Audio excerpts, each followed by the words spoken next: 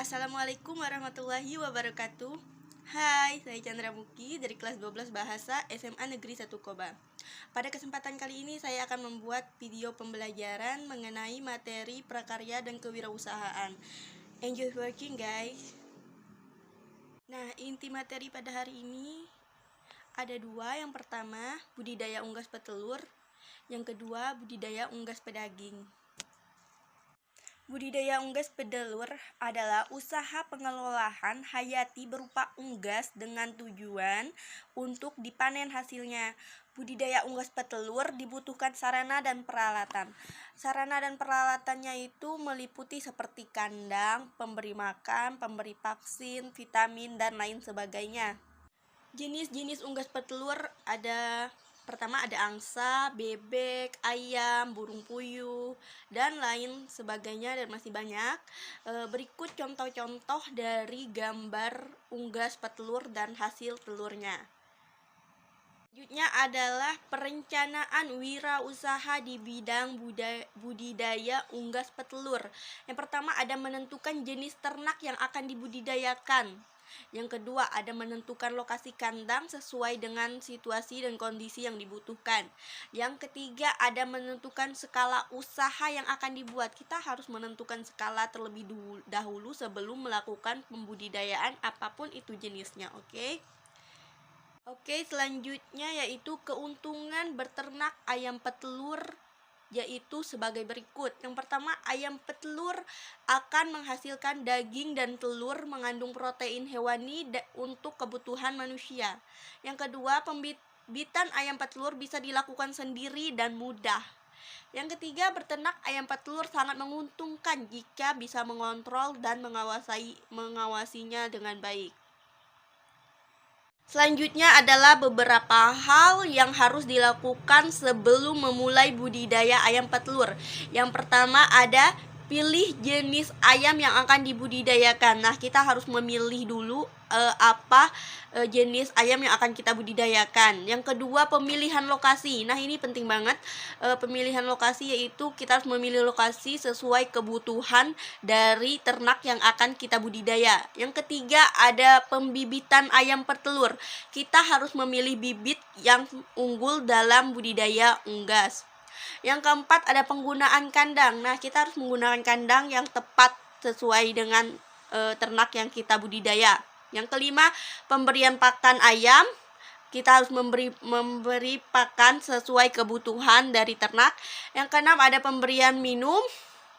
Kita memberi minum sesuai kebutuhan mereka. Dan yang ketujuh, kebersihan kandang ayam. Kebersihan kandang ayam sangat diperlukan karena dapat membantu kehidupan mereka untuk selanjutnya dan lebih enak untuk kehidupan hewan ternak kita sendiri. Yang kedelapan ada pemberian vaksin. Nah, biasanya kita dapat memberi vaksin kepada ayam atau ternak kita. Yang kesembilan ada panen. Nah, kita dapat memanen hasil budidaya ternak kita tersebut. Dan masih banyak lagi contoh dari beberapa hal yang dapat kita lakukan sebelum budidaya unggas. Nah, di sini ada beberapa macam media promosi, antara lain ada satu media internet. Media internet gunanya untuk melakukan promosi menggunakan media sosial seperti website, Facebook, IG, maupun Instagram. Yang kedua ada media brosur, yaitu media yang berkualitas bagus. Selain itu, brosur juga bisa diterbitkan secara tidak berkala pada kesempatan tertentu jika dibutuhkan.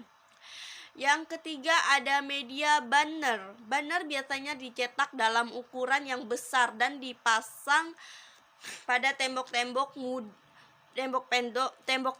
agar mudah dilihat orang-orang.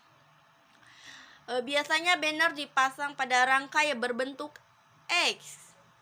Banner juga dikenal dengan istilah X banner. Nah, yang keempat ada media televisi. Televisi adalah sarana untuk melakukan promosi yang paling banyak menarik perhatian pelanggan karena media promosi yang satu ini bisa menampung banyak iklan. Yang kelima ada media merchandise atau media hadiah. Selain media promosi yang sudah disebutkan, bisa juga memberi hadiah sebagai bentuk promosi. Contohnya seperti kalender, kita memberi mug atau gelas, topi, ganci, gantungan kunci, atau dan lain-lainnya. Nah, selanjutnya yaitu penjualan sistem konyinyasi. Apa sih sistem konyinyasi? Konyinyasi adalah sebuah bentuk kerjasama penjualan yang dilakukan. Nanti menitipkan barangnya kepada penyalur untuk dijual di tokonya, membayarkan sejumlah neto dari produk yang terjual. Kita masuk ke budidaya unggas pedaging. Apa itu budidaya unggas pedaging? Yaitu kegiatan untuk menghasilkan budidaya produk budidaya ternak berupa daging sehingga didengar yang lebih dikenal disebut dengan daging ayam, daging bebek, daging sapi, burung puyuh, dan lain-lain. Ayam ras pedaging merupakan ayam pedaging yang banyak dikonsumsi oleh masyarakat. Ayam ras pedaging memiliki jaringan ikat yang lunak dan berwarna putih. Ayam ini dipelihara selama 5-7 minggu lalu dipotong. Ayam broiler merupakan salah satu jenis unggas pedaging. Berikut adalah contoh gambar serta kandang dari ayam broiler unggas pedaging. Di sini ada ciri-ciri dari ayam broiler yang sehat. Yang pertama, ayam broiler memiliki tubuh yang gemuk. Yang kedua, kulit di bawah dan di sekitar ekor mengandung banyak lemak.